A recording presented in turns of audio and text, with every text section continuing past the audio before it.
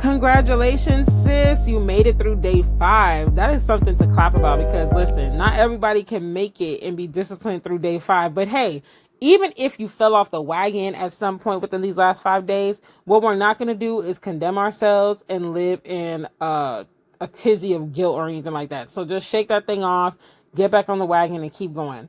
So today I just briefly want to talk about how God shines his light through us when we are consecrating ourselves. So consecration just means like to purge yourself, to prepare yourself, to basically be set apart, for God's glory and to carry God's glory in your presence. And so fasting is a huge, effective way to consecrate yourself because it's such a huge sacrifice, to not eat. And especially as severe, like the more severe that you get, because some people, they take it all the way. Like, they're literally just on a liquid fast or they go vegan for the period of time, that they're fasting. Like some people really, really take it to that next level. But either way, no matter how deep you get into that aspect of it, fasting is a form of consecration and being set apart for God's glory and purging ourselves of things that would further separate us from God. Because there's so many things in the way of us getting closer to God. There's so many like just day-to-day demands, noise, temptations and pleasures of the flesh that keep us from really being consecrated, and close to God on a daily basis. And so as we're fasting, I want you to just think about how you can be a carrier of God's glory without broadcasting that you're fasting, because it's usually not advised, and I don't have any scriptures on this firsthand to just be like, boom, this is the scripture that says why you shouldn't tell people you're fasting. But I'm pretty positive there are scriptural references for it, and maybe I'll drop it in an email or something like that when I share this out. We'll see.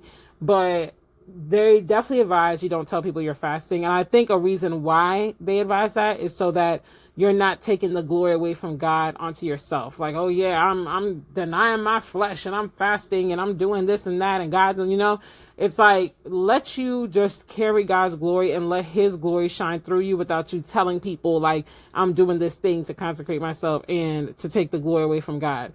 But bringing it back to the main point, while we're fasting, what are some ways that you can reflect God's glory? What are some ways that you can further consecrate yourself so that his glory just naturally increases in you? And so people can tell like you look different, because when you think about the story of Moses in the Bible and like after the Israelites had been freed, God already plagued the Egyptians and punished them for the Israelites' sake and all the things. And Moses was at Mount Sinai. He went up on the mountain, and when he came down, his face shone. That's what the scripture says. His face shone. Like you could tell that he had been spending time with God. And it was like, wow, like he didn't even realize it, but it's like the people around him realized it. Like, you are shining right now, so it's like, how can we do that? Because we are called to be the salt and light of the world. And, we are called to do greater works than even Jesus did.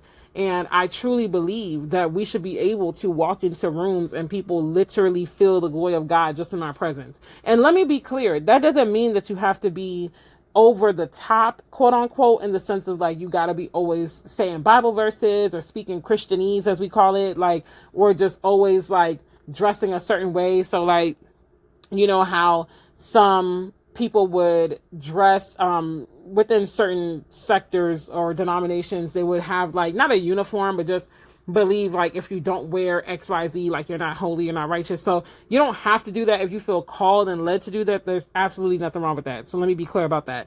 But it doesn't have to be that if that's not you. But we should be able to walk into places and people see it. And I can say for myself that I can tell when I'm like more in tune with the Lord and what he wants me to do. I do tend to get that kind of feedback from people. I remember one time I was driving a Lyft passenger like 2 hours away, almost to Valdosta, Georgia, all the way from Hartsfield Jackson Airport. It was a good ride though. It paid good. And so me and him got into conversation because he flew into Georgia to pick up his 18-wheeler and then drive all the way back to Cali and start doing his work as a CDL truck driver. And in the middle of our conversation throughout this 2-hour ride, he literally just stops abruptly in the middle of the conversation.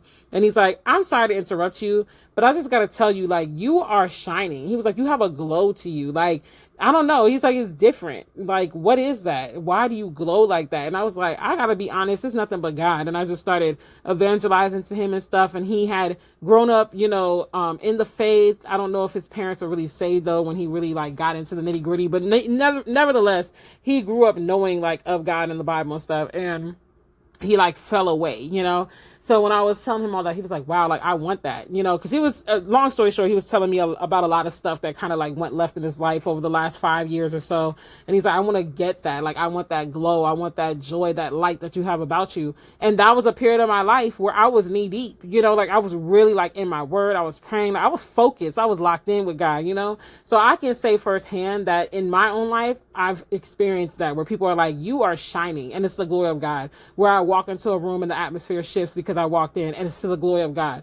So think about ways that you and I can further be carriers of God's glory as we consecrate ourselves throughout this fast and allow the Lord, pray and ask the Lord to allow you to be renewed so that his light does shine brighter through you so that does happen. People see the light, they feel the atmosphere change and all the things, because that's really what it's about. We're really supposed to be set apart as believers. We really should be able to walk in a room, and even if I'm dressed in the same jeans and t-shirt that, a person that's not a believer is wearing, my light is brighter. Like my light is there. It's apparent. So I hope that you are starting to feel the shift in this fast. And again, just pray and ask God to come in and help the consecration be deep and to let his light shine through you, because we are truly set apart, sis. So I will talk to you on tomorrow's audio. Enjoy the rest of your day, your evening, and have a great one. Thank you for tuning into this week's episode of For My Sisters Rondelle podcast. Don't forget to keep the conversation going and use the hashtag ForMySistersPod on social media so I can see you and show you some love. If there are any topics you'd like me to discuss on the podcast, be sure to email ForMySistersPodcast@gmail.com. I'll see you on the next episode. Love you. Bye.